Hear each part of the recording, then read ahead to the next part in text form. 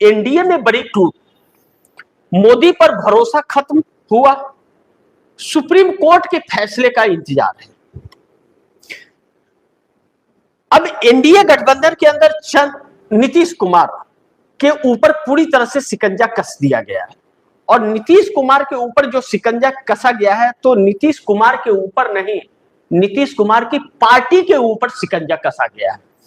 और ऐसा शिकंजा कसा गया है कि नीतीश कुमार उस शिकंजे से अपनी पार्टी को निकाल लेंगे, इतना आसान नहीं होगा, इतना आसान नहीं होगा, क्योंकि पार्टी पर एक तरह से कहीं ना कहीं अमित शाह ने अपना कंट्रोल जमाना शुरू कर दिया है, लेकिन अभी पूरी तरह से कंट्रोल जमा नहीं पाया है। अभी कंट्रोल पर शिकंजा कसने की कोशिश की जा रही है। यह सब कुछ निशांत कुमार को सीएम, निशांत कुमार को स्वास्थ्य मंत्री बना करके यह शिकंजा कसा जा रहा है कि निशांत कुमार वहीं तक सीमित रहे, उसके ऊपर उठने की कोशिश करे तो पंख को काट देगी भाजपा। नीतीश कुमार को जिस तरह से उठा करके फेंक दी है, चाय में मक्खी की तरह निकाल करके फेंका है भारतीय जनता पार्टी ने, सारी हेकड़ी निकल गई है। कहते थे कि दाहिना हाथ क्या करता है, बाएं हाथ को पता नहीं चलता है। दुनिया के अजूबों में अगर कहा जाए तो नीतीश कुमार को पलटू राम यूं ही नहीं कहा जाता था। पलटू राम के नाम से सर्च कीजिए तो नीतीश कुमार का ही नाम आएगा। सबसे झूठा प्रधानमंत्री का नाम अगर लीजिएगा तो आपको पता है कि इसका नाम आएगा, और आता है, गूगल सर्च कीजिएगा कभी, सब कुछ आता है। तो इस तरह की जो चीजें हैं, अब उनकी पार्टी में विद्रोह सी परिस्थिति है, जो नाराज है पार्टी, लेकिन पार्टी में नाराज, हर पार्टियों में नाराजगी होती है, लेकिन नीतीश कुमार की पार्टी की नाराजगी कुछ और है। मंत्री पद भी मिला तो उस जाति समीकरण को उन्होंने नहीं साधा जिस जाति समीकरण से वोट उनको मिलते हैं, यहां पर भी मात खा गए।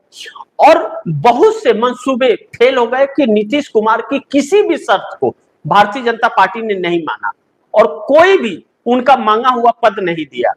उनके द्वारा नियुक्त किए गए उन सभी अधिकारियों को बाहर निकाल के फेंक दिया गया, और भारतीय जनता पार्टी के अपने खास अधिकारियों को ला करके बिठा दिया गया। ऐसे में नीतीश कुमार परेशान, उनके लोग बार बार बैठ के कर रहे हैं। दूसरी तरफ एडीएमके टूट गई। एडीएमके पार्टी ही खत्म इसलिए हो गई क्योंकि भारतीय जनता पार्टी के साथ रहने के कारण। तो 25-30 साल से जो भारतीय जनता पार्टी के साथ थी और भाजपा तमिलनाडु में पैठ बनाना चाहती थी, वह एक तो धराशाह हो गया। दूसरा, जो एकनाथ शिंदे है, एकनाथ शिंदे भी संकटों में अब आए, क्योंकि उनके लिए भी आने वाले वक्त में, चुनाव के वक्त, उनको वोट नहीं मिलेंगे भाजपा का, लेकिन उनके पास कोई ऑप्शन नहीं है, उनके पास भाजपा के अलावा कोई ऑप्शन नहीं है। इंडिया गठबंधन में स्पेस मिल नहीं सकता, और इंडिया गठबंधन का जनाधार रहा नहीं, और वहां पर कांग्रेस के साथ आ नहीं सकते, और उद्धव ठाकरे उनको साथ लेंगे नहीं, और शरद पवार लेंगे नहीं, तो उनकी मजबूरी है कि एक कोने में वहां पड़ा रहना पड़ेगा। कहते हैं ना, एक कहावत कहते हैं कि मारपीट खाते रहेंगे, गाली गलौज सुनते रहेंगे और चुपचाप पड़े रहेंगे। तो एक कोने में पड़े हुए हैं, उनके मंत्रियों को भी पीटती है भाजपा के कार्यकर्ता, पीटते हैं। दूसरी तरफ चंद्रबाबू नायडू का यही हाल है, वह अपना विकल्प तलाश रहे हैं। ऐसे में मोदी पर भरोसा खत्म हो गया, और सुप्रीम कोर्ट के जो फैसले आ रहे हैं, मुख्य चुनाव आयुक्त ज्ञानेश कुमार और 2 चुनाव आयुक्तों को लेकर के जल्द फैसले आने वाले, और इनका इस्तीफा होने की 99.9% उम्मीदें बन गई हैं आज जो सुनवाई हुई है। और ममता बनर्जी को पश्चिम बंगाल के अंदर सफलता मिलती नजर आ रही है। जिन 31 सीटों का दिया था हवाला, और जिस एसआईआर के वोट कटने का, वह प्रूफ होता हुआ नजर आ रहा है कि एक टारगेट करके विपक्ष के वोट को काट करके भारतीय जनता पार्टी सत्ता में आई, और वह अधिकारियों को जिन्होंने वोट काटे टारगेट कर करके, उनको सरकार में स्थान मिला है। इससे उन्हें भी, और 100 सीटों का सीसीटीवी फुटेज पर भी विचार सुप्रीम कोर्ट कर रहा है।